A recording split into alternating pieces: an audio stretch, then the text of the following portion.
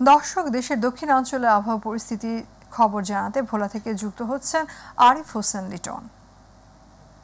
লিটন, ভোলায় তীব্র গরম আবহাওয়ার পরিস্থিতির কি খবর আছে আপনার কাছে?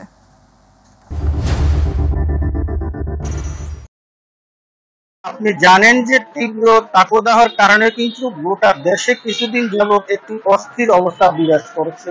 তার ব্যতিক্রম কিন্তু এই যে উপকূলীয় জেলা ভোলাতে কিন্তু নয়।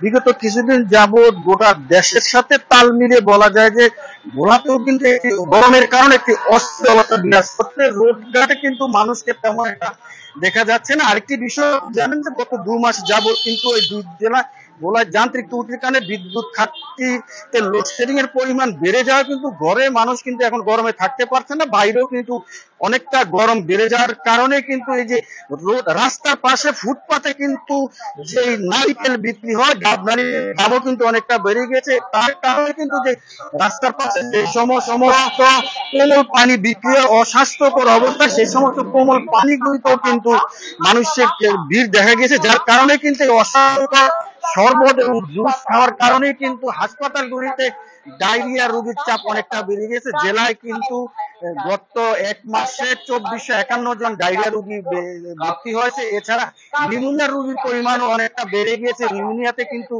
জেলায় 3 জন 1 মাসে মৃত্যুবরণ করেছেন। তবে ডাক্তারগণ পরামর্শ দিচ্ছেন যে এই গরমে যাতে ঘর থেকে অতি প্রয়োজন ছাড়া বের না হয়, এবং যদি বের হয় তাহলে যাতে ছাতি মাথায় দিয়ে বেরোতেন।